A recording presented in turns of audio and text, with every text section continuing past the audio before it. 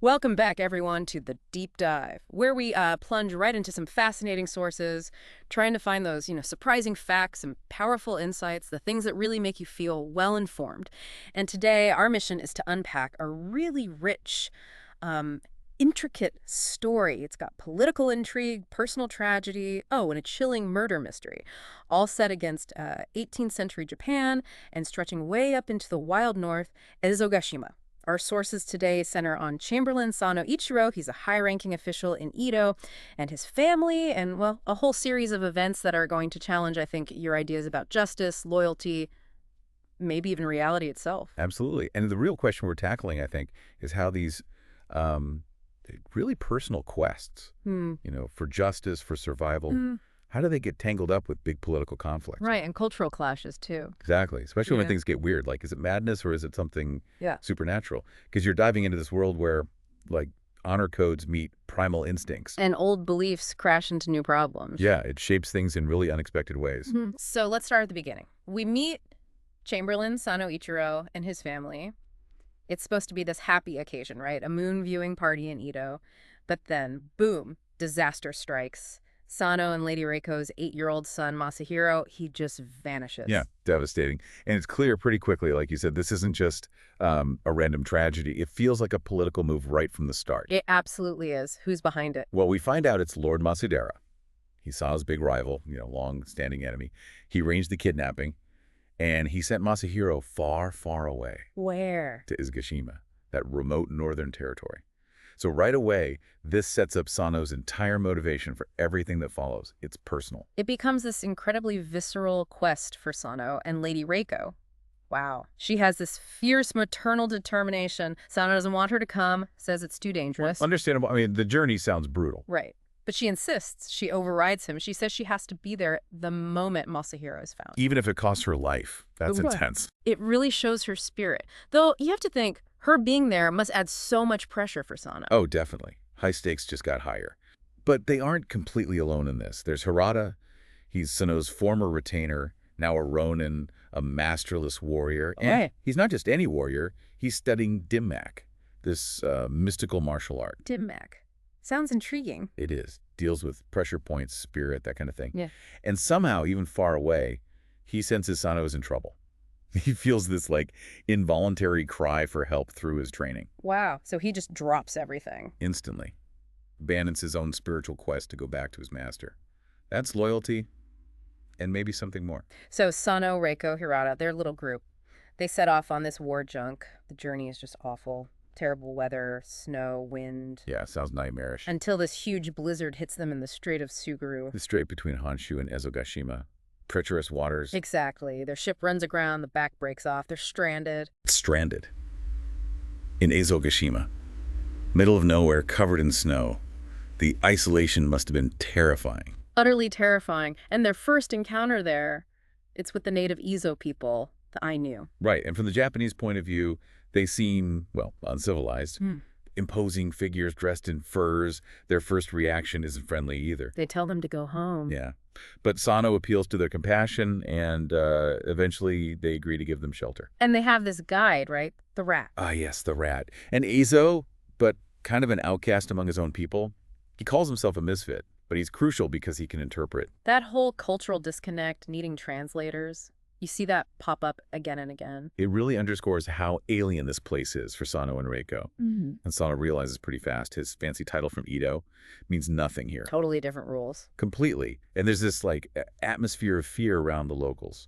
Secrecy. Hirata, though, with his training, he senses something else. He feels the Ezo leader, Chieftain Atak, could be a kind of teacher for him. Interesting. A spiritual connection, maybe? Perhaps.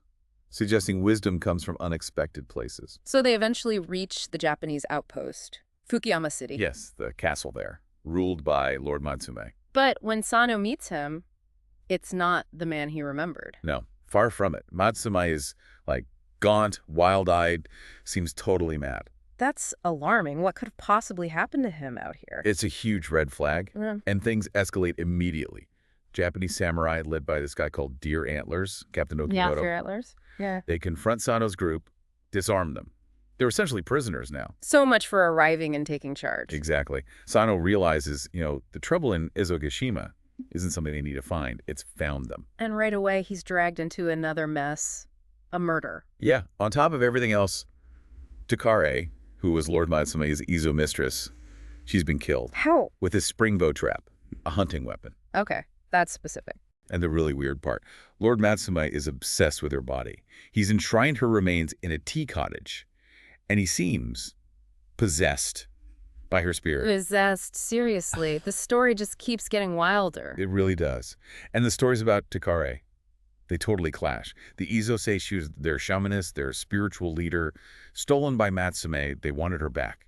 Okay, so they see her as a victim. Right. But then you have this other guy, Daigoro, a gold merchant, an exile.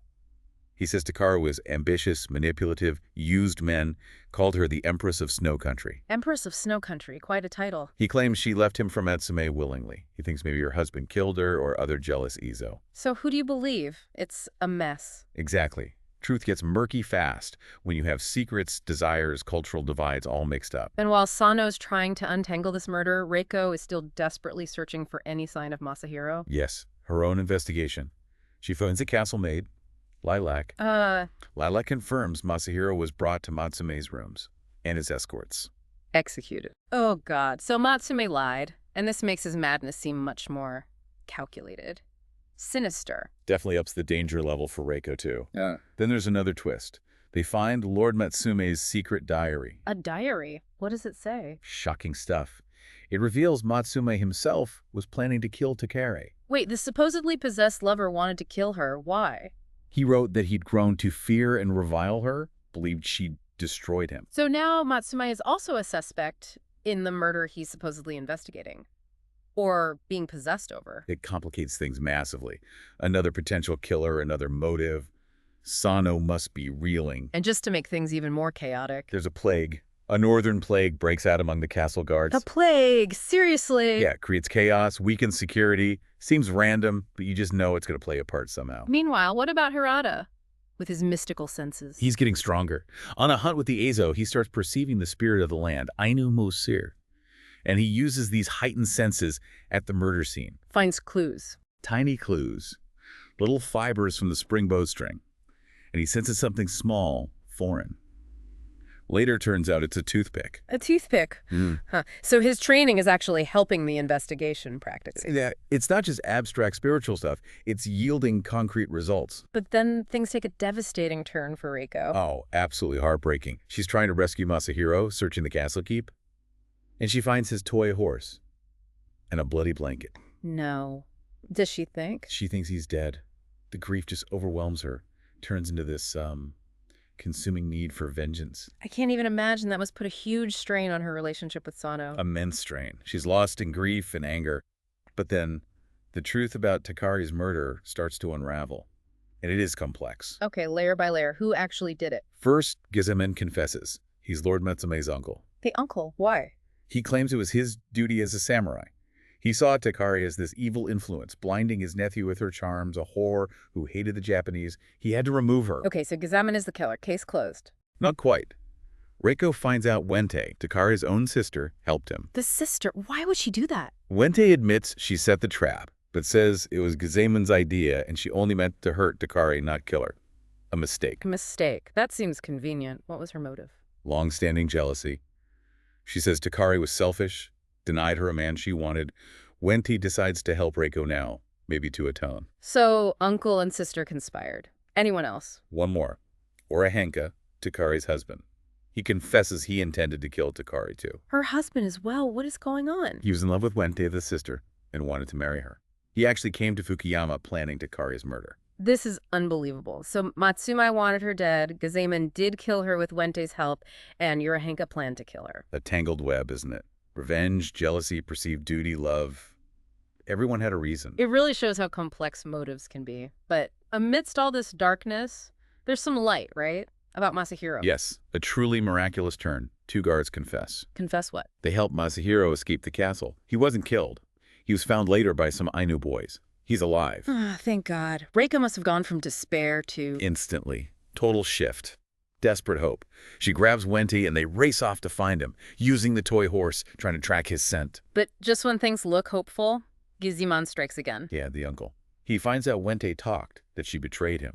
He corners her in the Ainu village and murders her, silences the accomplice. Oh, no. So Reiko is not the only one who knows Wente's story. She's in danger. Exactly. Sano realizes this and races to the village. He knows Gizemon will target Reiko next. The tension is palpable. And this leads to, what, a big fight? A huge, chaotic battle erupts in the Ainu village. It's multi-sided. You've got Masume's men, Gizemon's men, Sano's group, the Ainu. We're fighting each other. Pretty much. Alliances shift. It's total chaos. A perfect reflection of Ezogashima itself, really. Wild, unpredictable. And then Masahiro, the child. Yes. In this incredible moment, he appears on a rooftop. On a rooftop. And he saves Reiko with an arrow, perfectly aimed. Wow. A kid saves his mother with a bow and arrow during this massive brawl. Talk about dramatic. It's his big re-entry. Yeah. A symbol of hope, maybe? Yeah. And skill, apparently. And the climax. The supernatural element comes back strong. Oh, absolutely. Lord Matsume is still possessed by Tekare's spirit. He confronts Gizemon and decapitates him. Revenge for Tekare. Exactly. And the second Gizemon is dead, Tekare's spirit just rips free from Matsume's body. It manifests physically. Yeah, appears as this glorious woman, looks around, sees her revenge is done, and then just walks into this shimmering portal. Gone. Back to the spirit world. Okay. That confirms it then. The possession was real. No doubt left. None whatsoever. Is the ultimate confirmation. So what happens after the spirit leaves with Matsume? He wakes up, he's sane again, but he's horrified, full of remorse for everything. Offers to commit seppuku, ritual suicide. Does Sano let him? No. Yeah. Sano, convinced it was the spirit acting through him, pardons him.